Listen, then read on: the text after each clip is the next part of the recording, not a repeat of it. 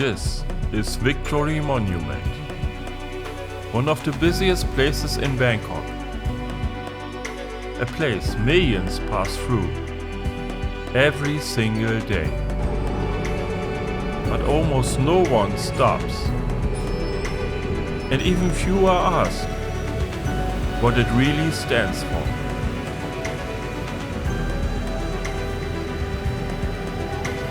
So, what does victory really mean? When nothing it claimed still remains. And when you look at a place like this, what do you actually see?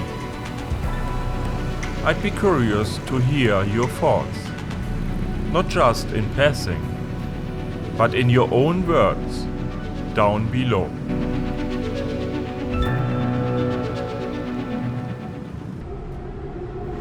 Because this monument doesn't just mark a victory, it preserves a version of history that no longer exists.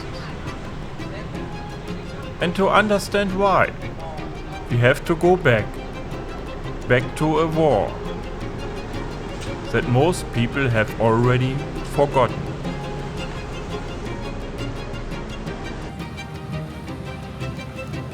Stand here long enough and you start to notice something strange.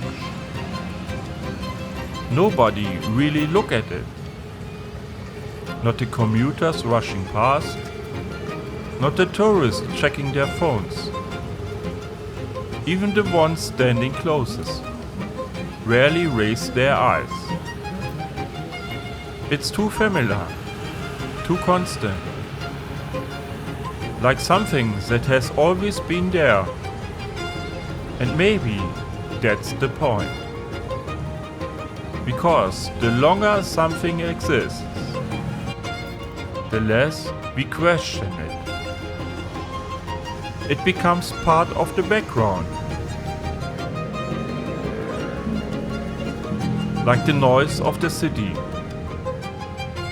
But monuments are not background. They are decisions. Someone choose to build this. Someone choose what it should represent.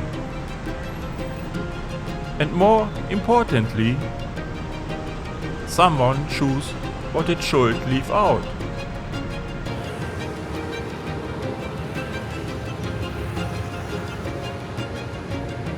Six figures stand at its base. Soldiers, sailors, airmen, police, civilians. They don't move. They do not speak. And yet, they tell a story. A story of unity, of sacrifice, of a nation that stood together and won.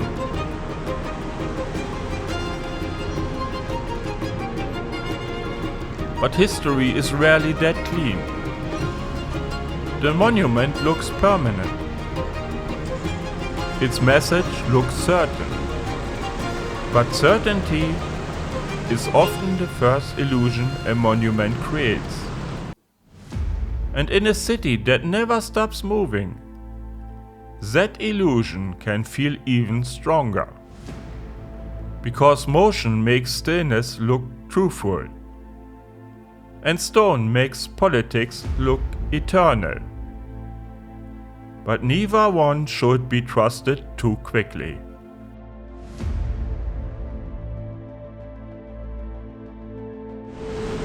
The story really begins long before the monument. Long before the traffic. Long before the speeches and the stone. Because for Thailand, the war, 1940, did not appear out of nowhere. It was tied to an older wound. In 1893, Siam was forced to give up territories east of the Mekong to France. Later come further settlements, especially in 1904 and 1907, when more territory connected to Cambodia was ceded under colonial pressure. These losses did not vanish from memory. They stayed on maps, in classrooms, in political language, in the quiet feeling that something had been taken and never fully accepted. To outside observers, this may have looked like border adjustments, lines moved by treaty, provinces reassigned, a diplomatic settlement in an age of empire. But inside Siam, the meaning was heavier. This was not just geography, it was humiliation. A reminder that survival had come at a price. The kingdom had remained independent, but not untouched. And that distinction mattered. So by early 20th century, a powerful idea had already taken root, that some of the land beyond the border were not truly foreign, but lost. Lost to diplomacy, lost to coercion, lost to a world in which colonial empires speak with guns and called it order. That memory would wait for decades until history opened a narrow door.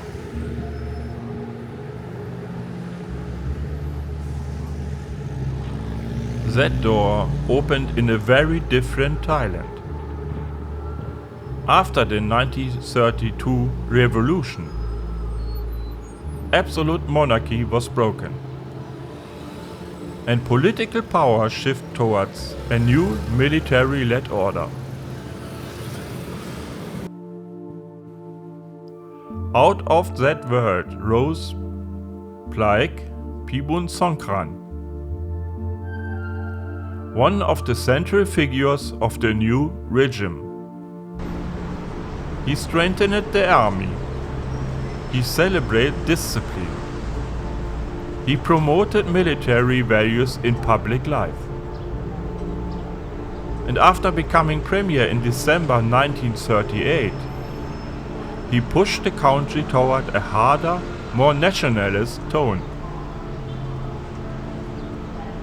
In 1939, Siam was officially renamed Thailand. That change was not cosmetic. It was ideological. It suggests a broader national identity, one that could speak not only for the state that exists, but of a larger history belonging.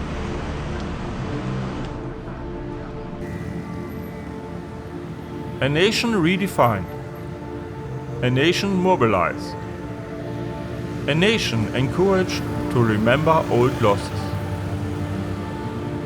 not as settled history, but as unfinished business. Phibun understands something many rulers understand very well. People do not move only through policy. They move through symbols, through emotion, through grievance, through pride.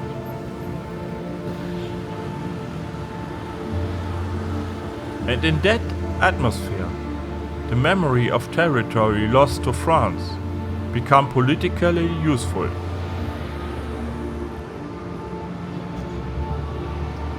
It could be retold not as distant diplomatic defeat, but as a national injustice waiting to be corrected. That is why coming conflict cannot be read as a simple border war. It was also performance of identity. A way for the state to say, we remember. We are stronger now. And history can still be reversed.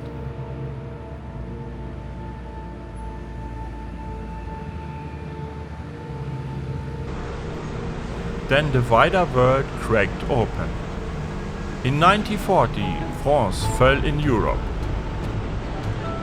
Its colonial authority in Indochina suddenly looked less secure. For Bangkok, this changed the equation. What had once seemed impossible began to look imaginable. If the colonial powers was weakened, if the old order was distracted, then perhaps the old losses could be challenged.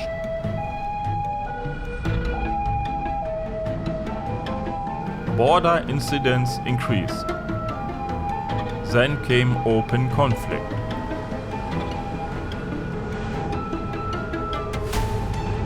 Thai forces moved against French Indochina in early January 1941. And sharp fighting followed. That was ground combat. There was also a brief naval clash. The war was short, but politically enormous. And that shortness matters. Because brief wars are easy to shape into legends. They leave less time for doubt,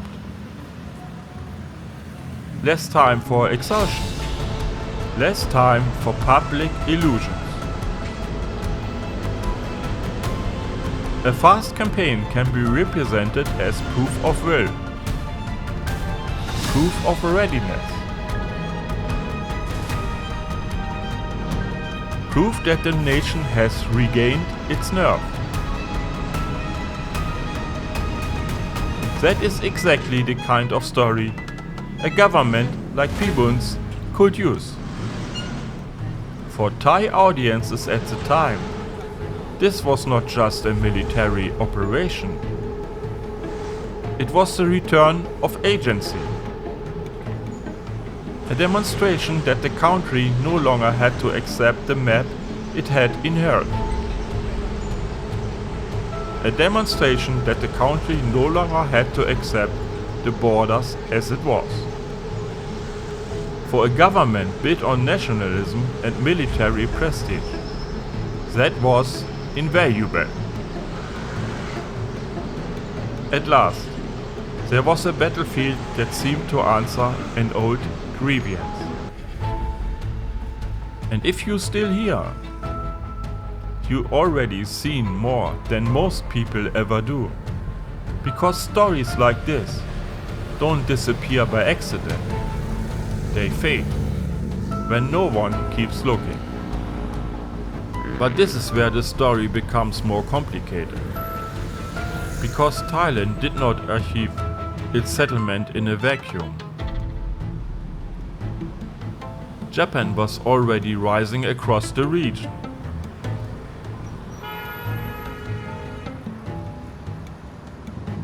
And it had no interest in a drawn-out war between two states it wanted under its influence. As the station of hostilities come at the end of January 1941, Thai representatives went to Tokyo in February. On March 11, 1941, a settlement protocol was signed. And on May 9, 1941, a peace convention followed in Tokyo. So yes, Thailand gained territory. Yes, map changed. Yes, the government celebrated. But the settlement was also shaped by Japanese power. That was not a clean, self-contained triumph of patriotic myth. It was a victory granted inside a new imperial balance.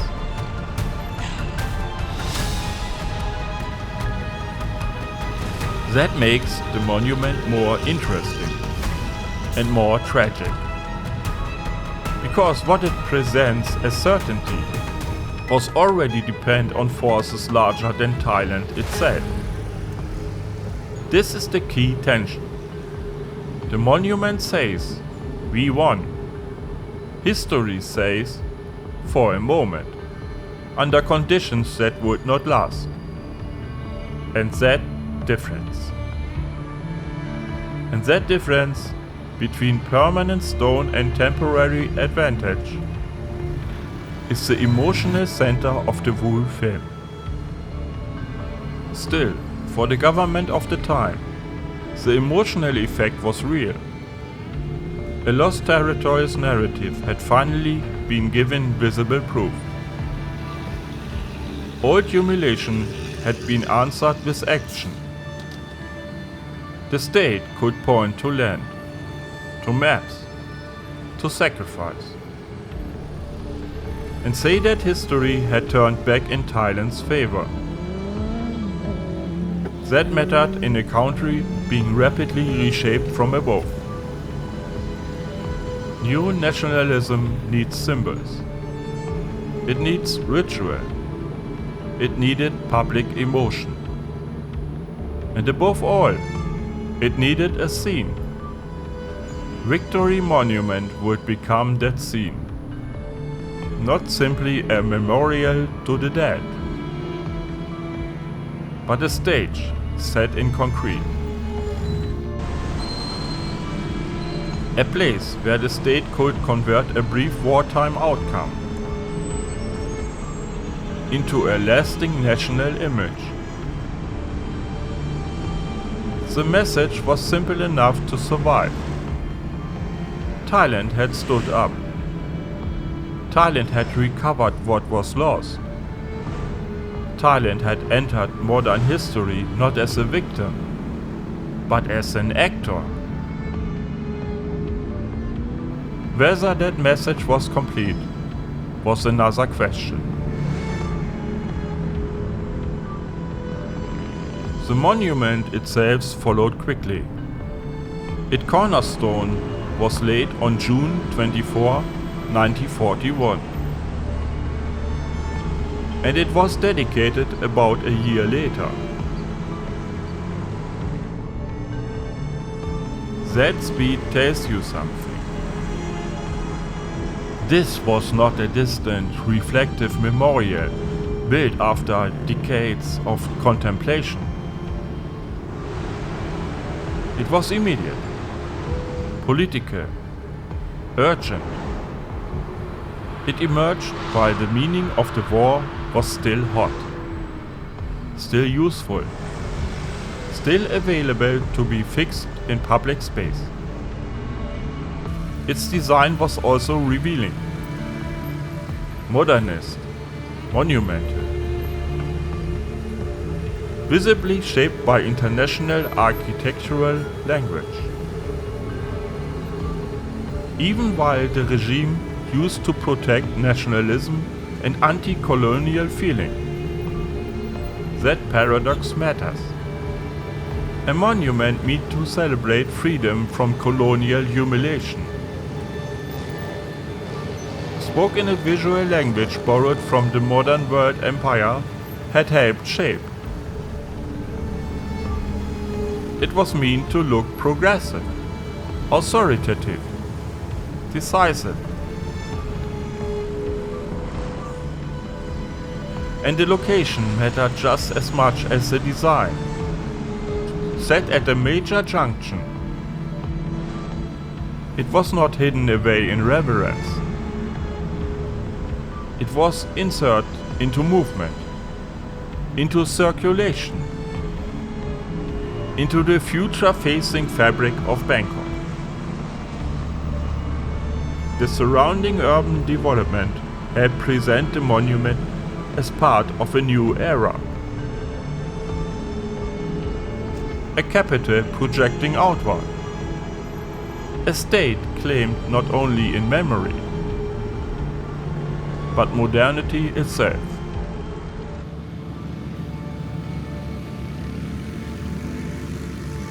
So the monument did several things at once. It honored sacrifice. It declared victory. It promoted the armed forces. And it helped the political order that built it. This is why it should not be narrated as a neutral object. It was an argument in stone. An argument about who the Thai were, who had defended them, and what kind of nation Thailand now claimed to be. It also shifted emphasis away from the old absolute monarchy. The new regime needed its own monumental language, its own center of gravity, its own symbols of authority in the capital. In that sense, Victory Monument belongs to the broader political remaking of Bangkok after 1932. It was part memorial, part propaganda, part urban manifesto. And yet, this is where the irony deepens. The monument tried to freeze one meaning. But public monuments almost never stay obedient forever. They survive their creators. They inherit new regimes. They absorb new stories. They become available for reuse. World War II changed everything again. Phibun aligned Thailand with Japan after Japan invaded in December 1941. Later, as the war turned against Japan, his government fell in 1944. While the Free Thai movement helped preserve Thailand's post-war position, then came the hardest truth for the myth of 1941. After the war, Thailand had returned the territories it had seized from France. Once these territories were returned, Thailand was admitted to the United Nations in 1946, and its international standing was restored.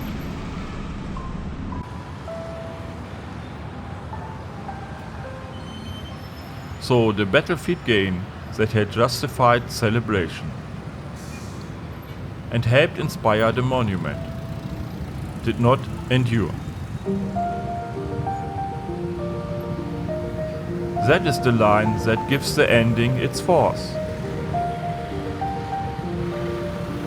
The victory was real enough to be remembered, but not durable enough to survive the post-war order. The land was reversible. The monument was not. Stone stayed where policy failed. Memory stayed where possession did not. And even then, the story did not stop. The physical structure remained. But its symbolic meaning kept evolving after 1945. Later governments reinterpreted it.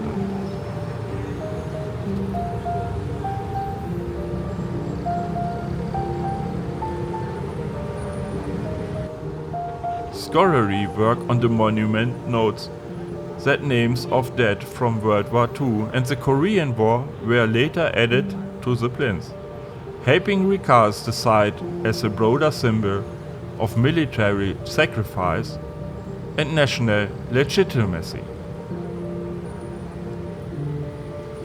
That is a crucial point. Victory Monument is not only about one war. It becomes a reusable state symbol. A place where military sacrifice, nationalism, monarchy, anti-colonial memory, and later Cold War legitimacy could be layered together. In other words, its body stayed almost the same, while its meaning kept being rewritten. And that is why the monument still works so well on camera. It is visually simple, but historically unstable. It looks fixed. It means many things. It appears certain. It was always contested. That contradiction is not a weakness in the film. It is the film.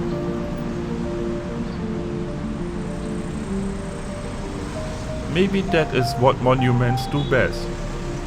Not preserve the whole truth, but preserve the version a nation must want to keep.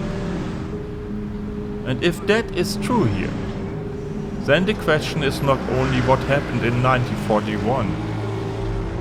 The question is what still survives from it now. Maybe memory isn't a complete record. Maybe it's a selection. We remember what fits, what feels right, and slowly we let the rest fade away. The war becomes a footnote. The consequences disappear. And what remains is something simpler. A monument, a name, a word. Victory. Maybe victory isn't about reality. Maybe it's about memory. And maybe that is why the monument still stands, so confidentially, in the center of a city that never stops moving.